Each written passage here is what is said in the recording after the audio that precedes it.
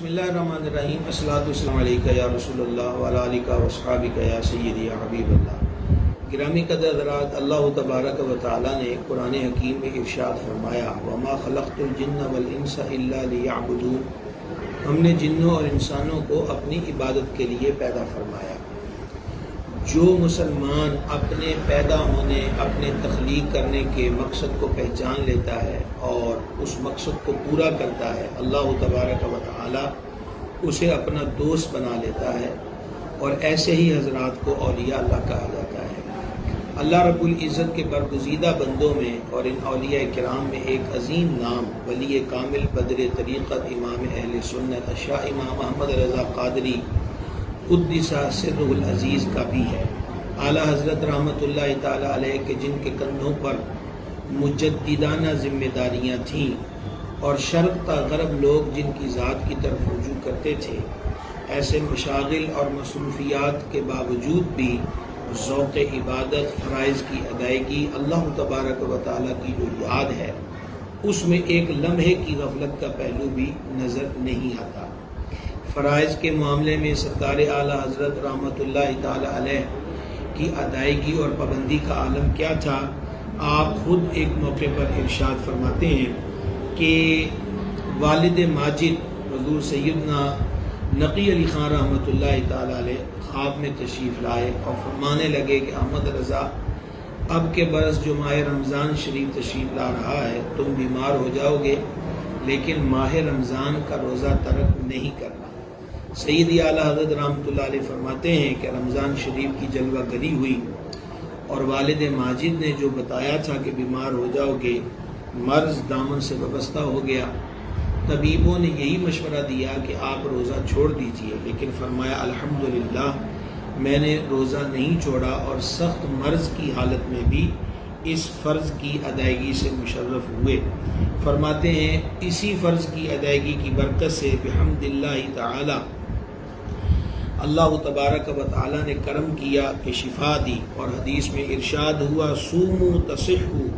روزہ رکھو تندرست ہو جاؤ گے۔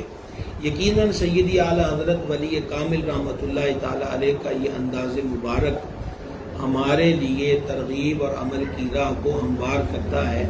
کہ چھوٹے چھوٹے امراض میں، چھوٹی چھوٹی طبیعتوں کی خرابیوں میں اللہ رب العزت کے جو فرائض ہیں ان کو ترک نہ کیا جائے۔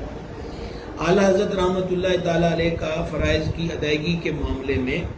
ایک اور شاندار واقعہ سماعت فرمائیے گا۔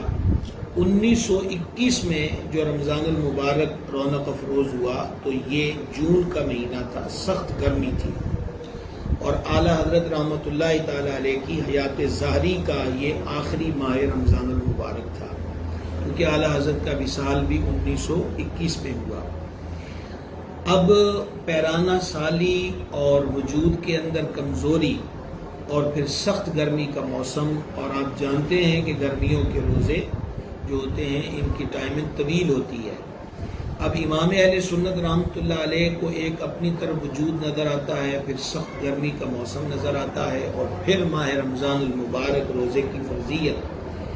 قرآن و حدیث مرض کی حالت میں جہاں اجازت عطا فرماتے ہیں وہ ساری اجازتیں سیدی اعلیٰ حضرت رحمۃ اللہ تعالی علیہ کے لیے موجود ہیں، لیکن یہ اللہ تبارک و تعالی کے نیک اور عابد و صالح بندے جو ہیں اپنے لیے کیا مقرر کرتے ہیں، سماعت فرمائیے گا۔ آپ نے اپنے حق کے اندر فتویٰ دیا کہ پہاڑ پر یعنی بلند علاقوں پہ سردی ہوتی ہے، وہاں روزہ رکھنا ممکن ہے، لہٰذا روزہ رکھنے کے لیے وہاں جانا استطاعت کی وجہ سے فرض ہو گیا۔ پھر آپ رحمۃ اللہ تعالی علیہ ماہ رمضان شریف کے روزے رکھنے کے ارادے سے کوہ بوالی ضلع نینی تال جو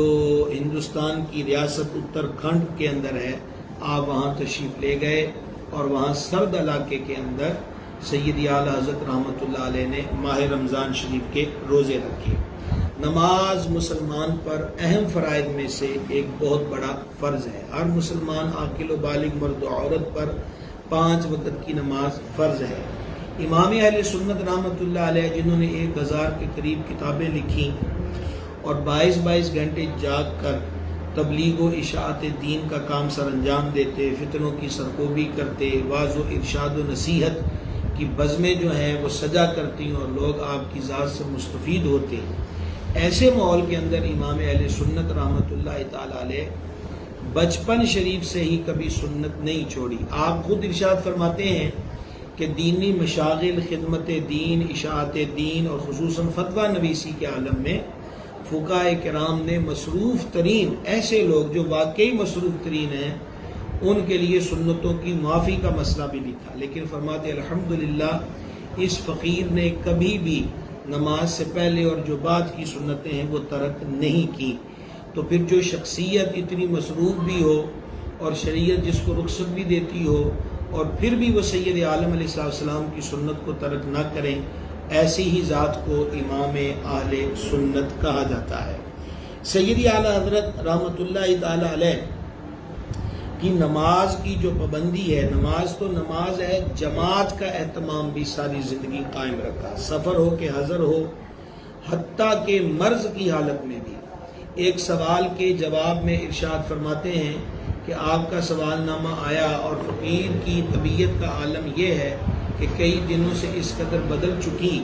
کہ اس فقیر نے وصیت نامہ بھی لکھوا دیا۔ مسجد جو کہ گھر کے دروازے کے قریب ہے، 4 بندے کرسی پر بٹھاتے ہیں اور بٹھا کر مجھے مسجد لے جاتے ہیں۔ اس 2 سطری عبارت سے واضح ہوا کہ امام اہل سنت رحمۃ اللہ علیہ خود چل کر بھی مسجد نہیں جا سکتے، لیکن جماعت کا اہتمام اس قدر عزیز ہے کہ 4 افراد کرسی پر بٹھا کر مسجد تک لے جاتے ہیں۔ تو سید اعلیٰ حضرت رحمۃ اللہ علیہ نے جماعت کو کبھی ترک نہیں کیا۔